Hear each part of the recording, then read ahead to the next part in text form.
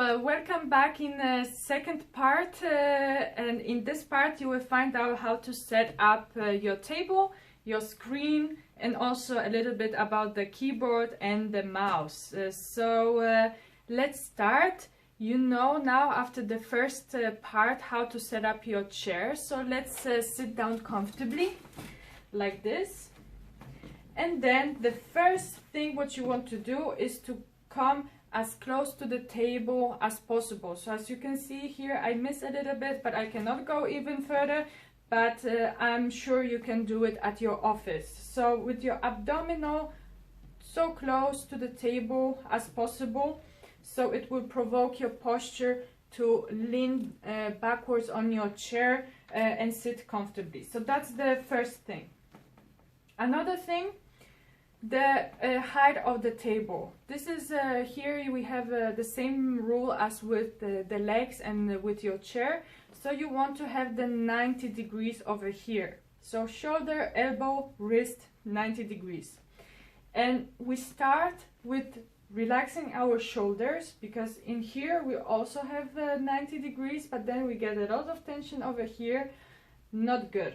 So relax shoulders and then 90 degrees.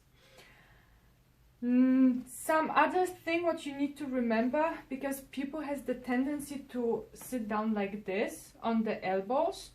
The board is pretty hard and your elbows are soft, so you can get some pain over here. Not that good.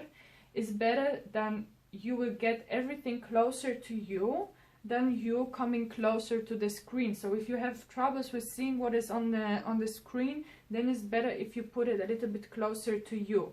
So no elbows on the table, elbows close to the body and just below the shoulder, like this. Then you can easily see that my keyboard is too much far away from me. I will take it more close to me, like this. So we have set up these things. Now let's have a look on the screen. This is a laptop, so it's slightly different than the big screen you might have in the office. But this one is also very low, so I need to put it up again. So I will have this, I will use this box over here, and I will put my laptop on the box. The general rule about the height of the laptop is that your top of your head needs to be with top of your screen. So it needs to be a little bit higher up, just because you want to be kind of provoked again to sit up and look straight forward, because your eyes then they are reaching the middle of the screen, and then your head is much more relaxed. It doesn't need to go up too much low, so it's exactly in the middle. This screen is small, so that's why it's just perfect for me. But if you have a bigger screen, so then probably you will need some more books in here. So again, a little bit closer to me, like this. What next? The next thing I want to talk about is the mouse, because this one can also give a lot of trouble. This one is not the best for the office environment, because you will get this flexion of your wrist, and this can provoke problems around the elbow, around the upper part, and then it's called the tennis elbow. So you don't need to play tennis to get this problem, but the office environment also can give this pain around the elbow. And it's happening because of the constant movement, not that big as you can see, but still it's provoking those muscles to work a lot. So instead of this normal mouse, you can use the vertical one. So as you can see, you will get this nice one line over here. And also is better for your thumb. If you are having some troubles with your thumb, the vertical mouse also is better. But there is another option. You can also get the mouse trapper or mouse roller, which is like kind of touchpad in here, just in front of the keyboard. And it's much more ergonomic.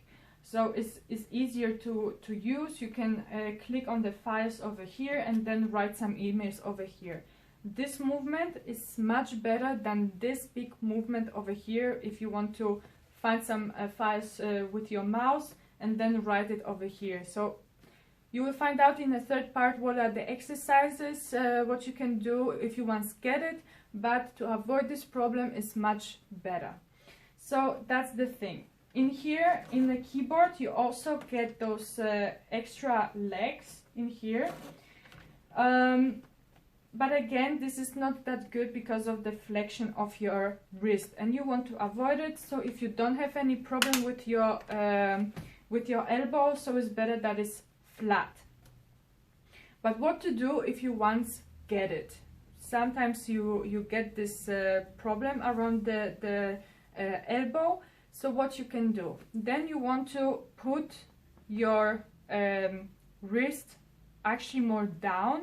It will actually exclude those muscles over here, so then they have the possibility to heal, because it's like a micro problems, micro damages in the tendon itself, and it needs some time to heal. So actually this position, it will help with this. So especially in the beginning, it might help you to do it, and when the pain is gone, so then you can put it on flat again. How to reach it? You can reach it by using some extra towel. You can fold it a few times, and then you can get like your wrist a little bit higher up. Actually, this is a little bit too little. You want to have it like this, so your hand is falling down. And then when everything is all right again, so then you can put it on flat again, and then again you get this nice one line over here. So this is everything about those setups. You can use it in your office and have a look how you have it at your place. So I hope it was useful for you. There are also some other advice I have for you. Balance it a little bit more in your daily life, work life. So you don't want to sit only, you also want to stand up. But if you don't like it, so you can probably sit down for 2 hours, but then stand up for 30 minutes maybe. 50-50 is of course the best solution in here.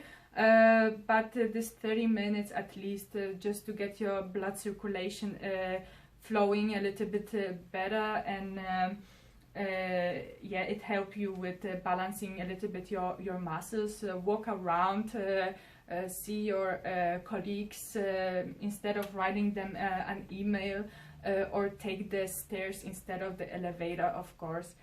Do some sports as well after work. So those are the perfect setups in here. Now we will meet also in the part 3 and 4, where we will do some exercises. But for now, thank you for watching this part.